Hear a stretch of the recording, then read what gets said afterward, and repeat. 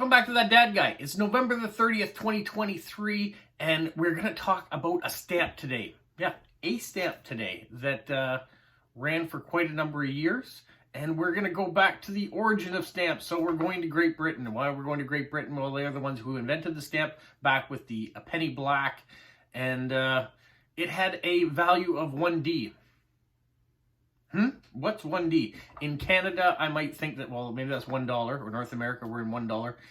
Here in North America, even though the US dollar and the Canadian dollar aren't valued exactly the same, it still has the same unit of measurements. You have 100 pennies in $1. But if you go to Great Britain, and those of you that are there, I'm not mean to do any offense towards you. I am just trying to explain the system for the rest of us, because 1D is 1 pence. Why is it not 1p if it's 1 pence? Well, because D is Latin for denarius, and there are 12 pence or pennies in 1 shilling. 1 shilling is 1 S from the Latin term solaris, and there are 20 shillings in 1 pound. And why is it called a pound, not a dollar? Because there's 240 pennies, silver pennies that weighed 1 pound. When you had 200 silver pennies that weighed roughly about a pound, they called their larger unit a pound as a result of it. And in slang, you might hear them say, "Oh, we've got 1 quid." Why do they call it a quid? Because it comes from the term quid pro quo, or something for something. All right, so now that that's all been settled, we know where all these different terms come from, and there are a bunch of other ones that have to do with their monetary system, guineas and farthings. We're not going to get into that. We're going to talk about the pence, because that's the value of the stamp we're talking about. The stamp we're talking about is the penny red. So I went into my father's stamp collection, and he has a couple examples of those. But I got some really good information from a company in England called Liverpool Stamps. Have you heard of them? If you haven't, you're going to hear all about them today, and all about the penny red, which is kind of their meat and potatoes, and how they got started and what they are interested in. But you can get all sorts of other things from Liverpool Stamps in Liverpool, England. But they were generous enough to send me a few other penny reds. I'm going to put up some pictures as they apply to what I'm talking about, and they gave me some great information about it, so I'm going to flip over to that as well. I'll also show you their website. It's easy to manage, so if you're in England already and you're looking for stamps to fill out your collection or to start something new, you can contact them. But if you're anywhere globally and you want to contact them as well, you can. So let's get into the penny red. First, we're going to do a little bit of history of the penny red. So the penny black, the first stamp, got discontinued. Why did it get discontinued? Mainly because it was easy to not counterfeit, but reuse over and over again. It was a black ink, and to have a black cancellation on it, it sometimes was very hard for the post office to see whether or not that stamp had been used before, and it was getting used a second time.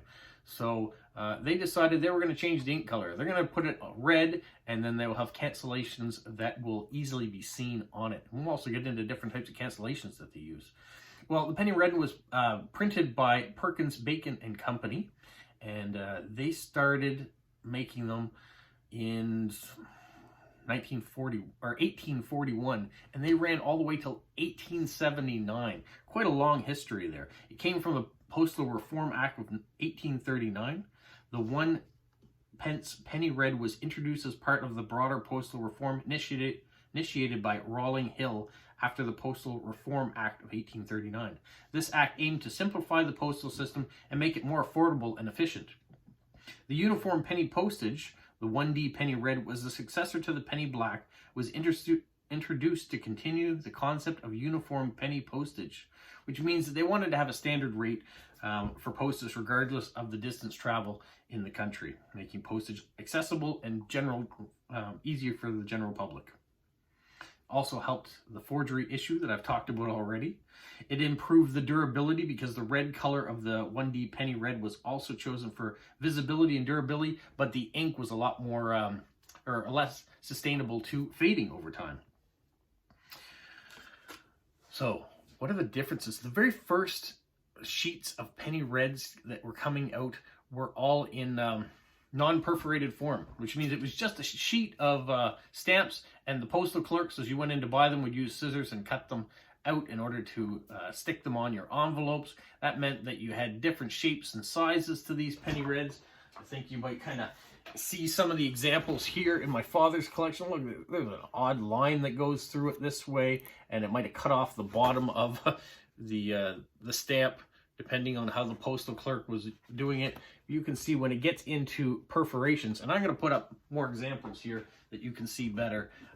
The perforations just made it a whole lot easier. So let's talk about perforated and imperfect. So the first postage stamps, the penny red, was introduced as an imperforated postage stamp. This means that the edges did not have holes punched in them, and therefore the stamp had to be cut out of a sheet by the postal clerk. And then the perforated postage stamps, after the invention of the perforation machine, nearly all postage stamps were given this perforation mark, making them much easier to rip out from a sheet of stamps. This made having to cut postage stamps with scissors obsolete and helped prevent postal office workers from damaging the stamps or cutting it in the wrong place. The two different types of perforations you might have are the 14 or the 16 perfs. The 1D penny red postage stamps, a lot like GB Victorian postage stamps, came in two different perforation sizes depending on the plate number.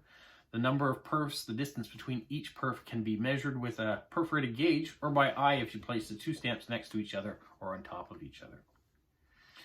There is also different postmarks or cancellations on the penny reds you can find. The Maltese crosses. Cancellations were one of the earliest types introduced in the 1840s with the penny black. They had a distinctive cross shape with arms extending on the edges of the stamp, serving both as a cancellation and a security measure against reuse. The design of the cross varied from place to place, and the color of ink used also varied dramatically from black to blue to red to even yellows and pinks. There's an example.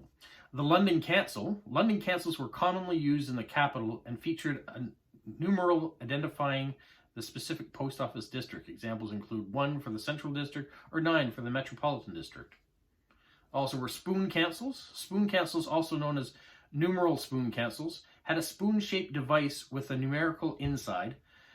These were used in specific post offices and were the variation of numeral cancellations. The next one are CDS cancels. Circular date stamp cancels were often stamped onto postage stamps along with the additional numerical cancel to make up what's called the duplex cancel. They contained the town's name on the top half along with the date in the bottom half and inside a nice clear circle. There's a very collectible type of cancellation in stamp enthusiasts. So those are the ones you mostly see nowadays too, are the CDS cancels. Now when it comes to identifying a penny red, you have to look at the plate configuration. When we talk about plates, this is how the stamps are configured. So if you happen to have the very first stamp on the very first plate, it's going to say AA on it. And then if it's a second stamp on the top row, it's AB and across, all the way 10 stamps across, 20 rows deep. And so it was set up this way that one row would cost 1 shilling and one sheet would cost £1 because you're getting 240 stamps in a sheet. There were 21 billion penny reds that were printed by Perkins, Bacon and Company, or Messrs. Perkin, Bacon and Company, during that run from 1841 to 1879. They're not a expensive stamp to collect, but there are expensive stamps within a plate or a run of plates that are harder to find than others. For example, if you were trying to collect plate 77, you might be out of luck. The last example of that plate to be sold for almost £500,000. So those were not cheap because they were low run plates. So the difference you're going to have between the plated ones and the non-plated ones, the non-plated ones have stars on the top. The plated ones all have these identifying marks between the letters of where they are on each thing, on each corner. So you want to look for that. The other thing you want to look for is visible plate numbers on the right and left hand side. If you're using a magnifying glass, you can see the exact plate number in the edging to identify which stamps you're getting from which plates. So if you're trying to collect a full plate of something, you want to make sure you have those identifying marks in it. This is probably the first time that I've pulled out the magnifying glass in order to check on some of these things. It's been a lot of fun that way. So I want to thank Liverpool Stamps for getting me to do this research and to sending me the information that I need in order to make this as knowledgeable as I can for everyone else. The other thing to look for is value. What's the value of a stamp? If you're trying to get it, they're not, like I said, they're not that valuable because of the number of them that are out there. But if you're trying to collect a certain type of plate, it can get more expensive, like plate 77, for example. The other things you want to look for is variations. So paraffins. So those are the punctured initials that go through. Some stamps have these. I've talked about them with Canadian stamps. For government agency stamps, they have the G punched through them for the more recent ones. But they do have these stamps. You can find them out there. Here's an example. The underprints. Underprints refer to an additional printing of text on the underside of the stamp. So here's an example of that too.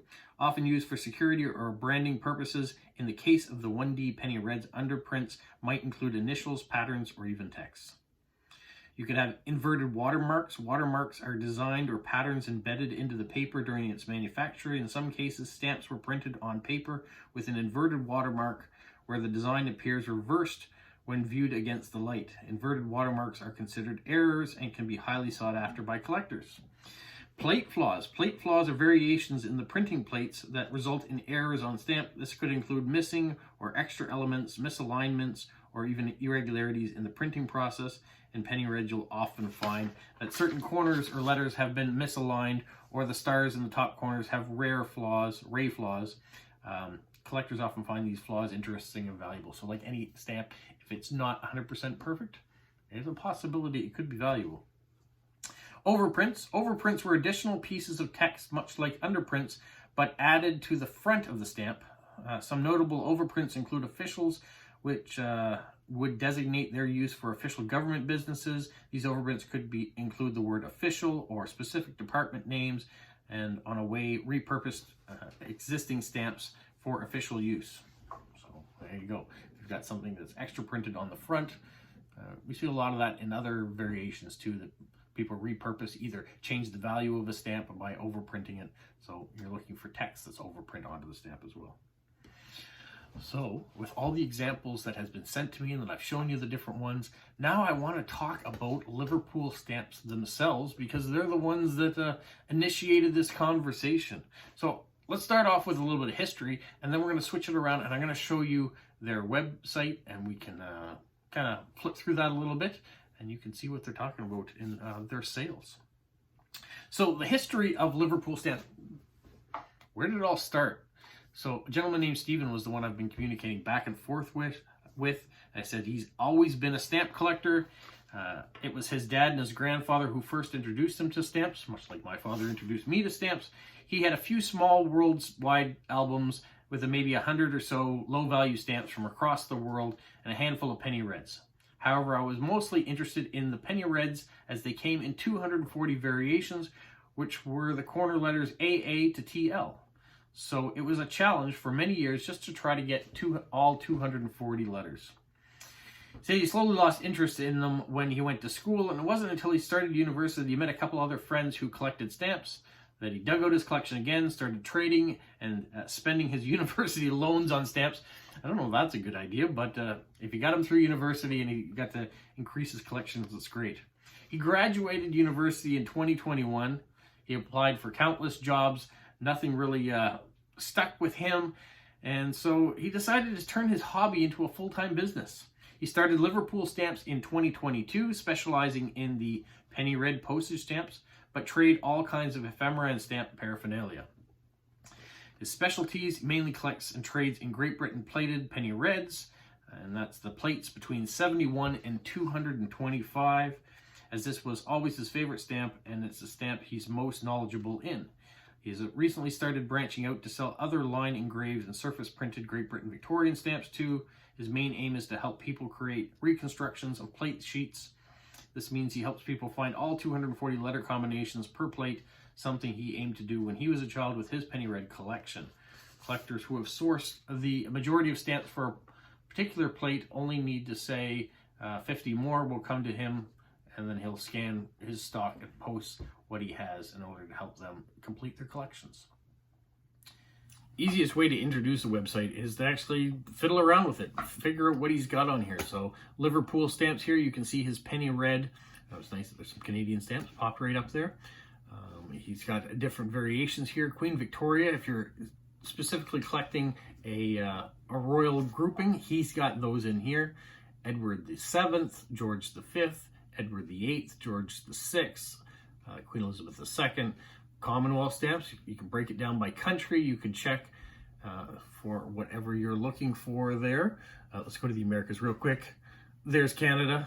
Let's click on Canada, because why not click on Canada? So here you go. He's got all sorts. There's some Newfoundland in there. Any New Brunswick showing up right in the first page? No, not quite, but he's got some different things. And then he's got breakdown page 2 of the different stuff he collects that way as well, or that he has available to him. And he's got worldwide too, so you can go through and see the different ones. So Canada's going to fall under Commonwealth. It'll also fall under worldwide. And then you can always type in the stamp that you're looking for. So, and it will say whether or not he has it, or how he can find it for you. You can see the prices too. Here's a block of mint Newfoundland 2-cent to 5-cent stamps, and it costs $52. You've got your basket up here, your whole category as well. Let's go back to the main page one more time. We buy collections, so that's how he helps fill them out too, is to buy from other people. So we've got that. He's also got a chat line, so you can click on this and you can chat with someone directly. That's pretty cool. And what else do we have? Let's get rid of the chat thing real quick. Minimize that. There we go. Yeah, so a variety of stuff. So if you're a stamp collector and you're looking to fill out some of your collection, you may want to give Liverpool Stamps a try. Very easy to navigate website. So Liverpool Stamps. There's the envelope it came in. There's the bigger envelope it came in, and none of these stamps were canceled. So that was really nice to get a variety of stamps in the envelope. And then of course to get a nice placard with penny reds, a whole bunch of different variations in there too. Wonderful to talk about, wonderful information there. I am hoping that you guys really got something out of this, even if you got out of it what a pence or what a sterling, shilling, quid terminology. If you got that much out of it, that's great. But what I really want you to get out of it is that Liverpool Stamps is there. If you want to fill out your collection, go on their website, see if they've got what you need. If they do, I'm sure you'll be very happy with how it comes. And I've been pleased with my connection with them already. Maybe we'll get to do more with Liverpool Stamps. I'd love to feature some other things that they have to sell as well. And where he is a budding entrepreneur, it's great to be able to support him and to do this exchange, this collaboration, if you want to call it. So thank you, Stephen, for reaching out to me. I hope you like what we've talked about here. I hope everybody else is getting a little bit more excited about the penny red.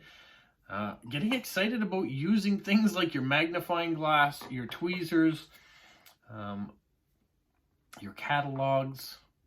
There is a whole bunch more to stamp collecting than just getting one stamp and putting it in an album and forgetting about it. There's a lot to learn.